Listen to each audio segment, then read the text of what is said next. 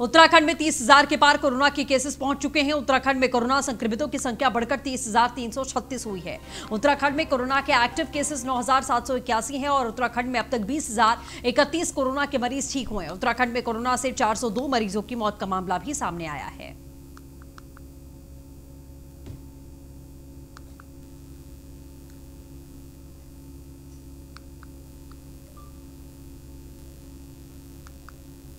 खबर देहरादून से, जहां स्पीकर प्रेमचंद अग्रवाल ने की राज्यपाल बेबी रानी मौर्य से मुलाकात। राजभवन में राज्यपाल बेबी रानी मौर्य से शिष्टाचार भेंट की। 23 सितंबर से होने वाले विधानसभा सत्र की तैयारियों को लेकर चर्चा की गई। स्पीकर ने राज्यपाल को सत्र की तैयारी से संबंधित तमाम जानकारी की इत्तला दी है।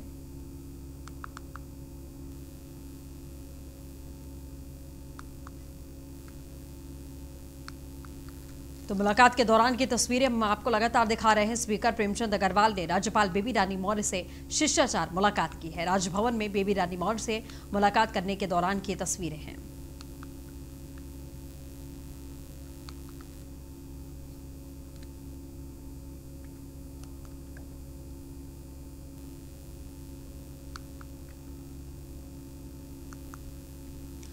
महाराष्ट्र के अहमदनगर से भाजपा सांसद डॉक्टर सुजय विखे पाटिल ने परिजनों सहित हरिद्वार पहुंचकर गंगा स्नान करके देश को कोरोना से मुक्ति दिलाने की मां गंगा की संस्तुति की है। वहीं पूर्व मंत्री और विधायक पिता राधाकृष्ण विखे पाटिल सहित अन्य परिजनों के साथ में 14 सितंबर से शुरू हो रहे लोकसभा सत्र से पहले निजी धार्मिक यात्रा पर हरिद्वार आए सांसद डॉक्टर सुजय विखे पाटिल ने वीआईपी घाट पर गंगा स्नान और पूजा अर्चना करके देश दुनिया को कोरोना महामारी से मुक्ति दिलाने की प्रार्थना करते हुए कहा कि प्रधानमंत्री के नेतृत्व में देश एकजुट होकर कोरोना से लड़ रहा है।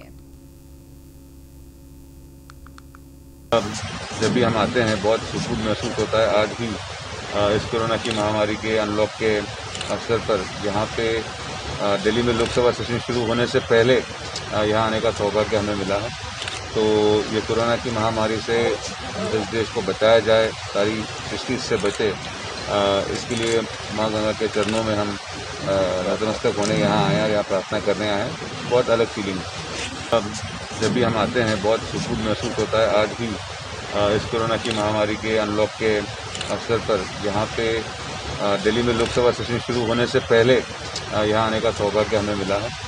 तो ये कोरोना की महामारी से इस देश को बचाया जाए, सारी सृष्टि से बचे, इसके लिए माँ गंगा के चरणों में हम नतमस्तक होने यहाँ आए हैं, यहाँ प्रार्थना करने आए हैं। खबर देहरादून से है, जहां प्रधानमंत्री कार्यालय में आईएएस मंगेश घड़ियाल की तैनाती की गई है। पीएमओ में अंडर सेक्रेटरी के रूप में डीओपीटी ने मंगेश की तैनाती की है। 4 वर्ष तक दिल्ली डेपुटेशन पर जाएंगे आईएएस मंगेश घड़ियाल। 2012 बैच के तेज तर्रार और जनप्रिय आईएएस हैं मंगेश। कई जिलों में डीएम रहते हुए मंगेश ने तमाम लोकप्रियता बटोरी है।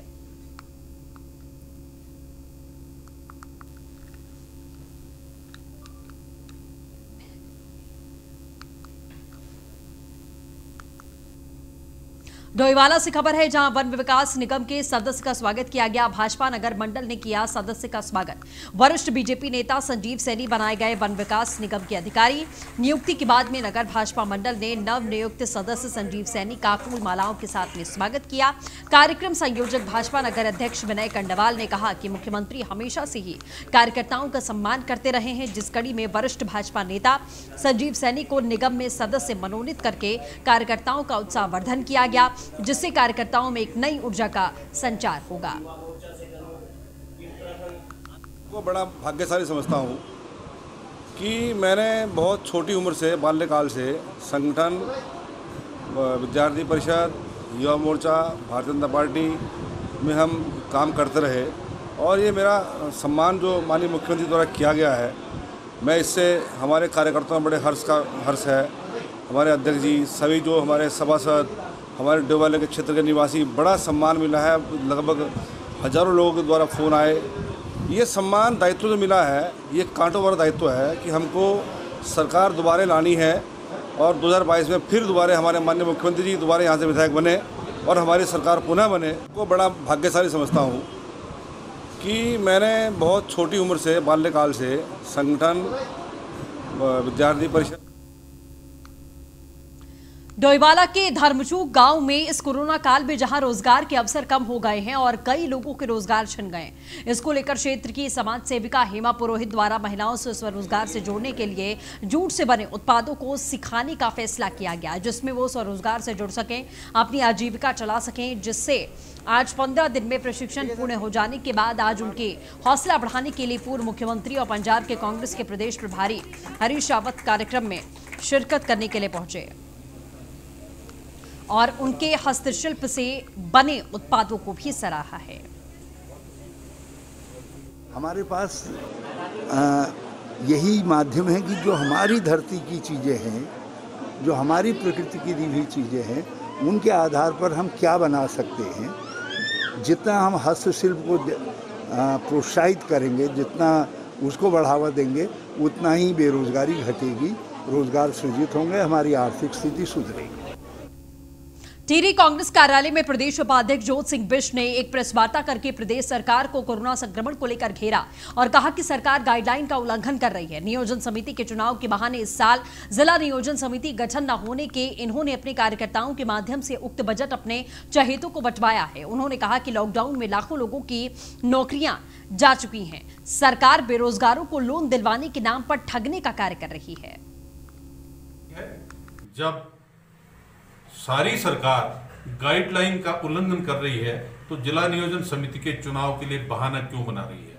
क्योंकि इस साल जिला नियोजन समिति का गठन न होने के कारण जो जिला योजना का बजट है उसको इन्होंने अपने पार्टी के कार्यकर्ताओं के माध्यम से उनके प्रस्ताव पर बंटवा करके एक बड़ा भ्रष्टाचार किया। ये हमारा सरकार पर सीधा आरोप है।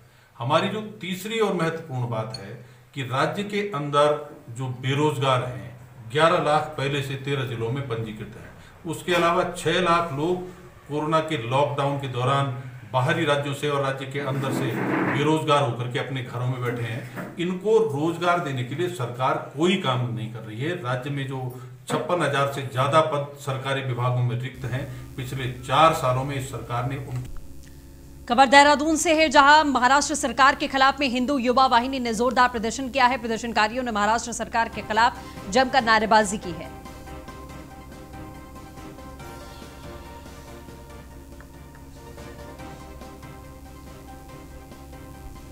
अभिनेत्री कंगना रनौत का कार्यालय तोड़े जाने को लेकर नाराजगी जाहिर की गई है। प्रदर्शनकारियों से महाराष्ट्र सरकार के खिलाफ में जमकर नारेबाजी की गई। ये बड़ी खबर आपको बता दें, महाराष्ट्र सरकार के खिलाफ हिंदू युवा वाहिनी ने जोरदार प्रदर्शन किया है। हिंदू युवा वाहिनी जागरण मंच ने महाराष्ट्र सरकार का पुतला फूंका है। तस्वीरों के जरिए भी आप देख सकते हैं, अभिनेत्री कंगना रनौत का कार्यालय तोड़े जाने को लेकर नाराजगी जाहिर की गई है। प्रदर्शनकारियों ने महाराष्ट्र सरकार के खिलाफ जमकर नारेबाजी की है।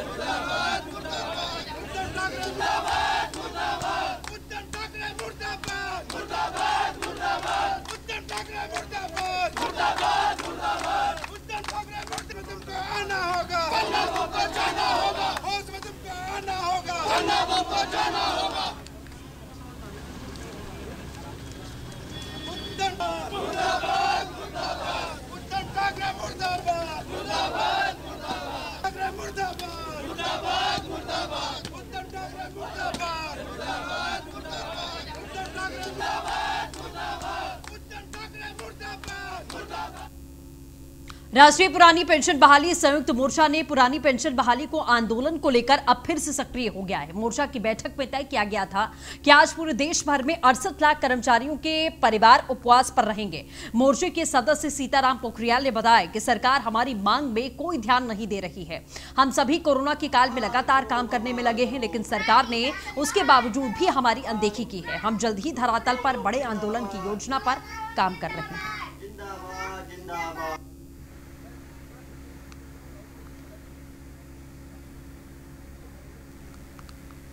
राष्ट्रीय पुरानी पेंशन बहाली संयुक्त मोर्चा के राष्ट्रीय नेतृत्व के आह्वान पर आज पूरा देश के अधिकारी, शिक्षक, कर्मचारी परिवार सहित उपवास पर हैं और निश्चित रूप से जो आज का उपवास है, इससे हम सरकार से अनुरोध करेंगे कि हम आज एक दिन भूखा रहकर हम अपने बुढ़ापा सुरक्षित करने के लिए आपसे अपील कर रहे हैं। हमारा एक अनुरोध रहेगा कि पुरानी पेंशन बहाल करने का कष्ट करें सरकार, क्योंकि 2004 में अटल बिहारी वाजपेयी जी की सरकार में पुरानी पेंशन बहाली व्यवस्था को बंद कर एनपीएस व्यवस्था लागू की गई थी। तो वर्तमान में भी भारतीय जनता पार्टी है और मोदी जी जैसे जुझारू, योगी जी जैसे जुझारू हमारे बीच ऐसे नेतृत्व हमारे देश में है। तो हमें पूरा विश्वास है कि जब धारा 370 और अयोध्या जैसा मसला सुलझ सकता है तो पुरानी पेंशन क्यों नहीं।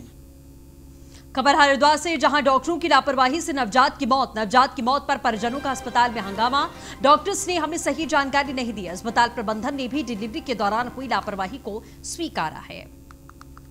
तो ये बड़ी खबर आपको बता दें, नवजात की मौत के बाद में परिजनों ने जोरदार हंगामा काटा। अस्पताल में डॉक्टर्स ने हमें किसी प्रकार की कोई जानकारी नहीं दी। परिजनों ने सीधे तौर पर लापरवाही के आरोप लगाए हैं। अस्पताल प्रबंधन ने भी डिलीवरी के दौरान अपनी लापरवाही को स्वीकार कर लिया है। अब प्रशासन इस पूरे मामले को लेकर सजगता दिखा रही है। नवजात की मौत पर परिजनों ने जोरदार हंगामा किया है। हालांकि अस्पताल प्रबंधन की बात करें तो प्रबंधन की तरफ से भी जो लापरवाही की गई है उसे स्वीकार कर लिया गया है कि हाँ, हॉस्पिटल की तरफ से कुछ अनदेखी की गई है जिसकी वजह से नवजात बच्चे की जान चली गई है। हालांकि परिजनों ने जोरदार हंगामा किया।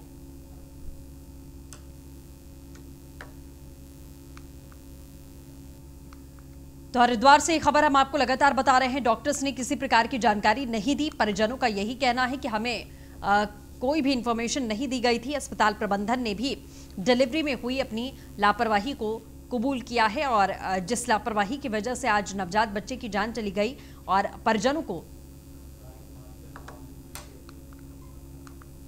कनखल थाना इलाके से फरार हुए युवक को पुलिस ने चंडीगढ़ से पकड़ा है, जिसको लेकर पुलिस हरिद्वार के थाना कनखल में उसे लेकर आ रही थी। रास्ते में युवक की तबीयत बिगड़ने के कारण पुलिस भगवानपुर के आरोग्य हॉस्पिटल में इलाज कराने के लिए गई, जहां से युवक को सिविल हॉस्पिटल रुड़की के लिए रेफर कर दिया गया। युवक को डॉक्टर ने मृत घोषित कर दिया। बताया जा रहा है कि कनखल थाना इलाके से 34 वर्षीय युवक 4 सितंबर से लापता हो गया था, जिसको पुलिस ने 12 सितंबर को चंडीगढ़ से पकड़ लिया था।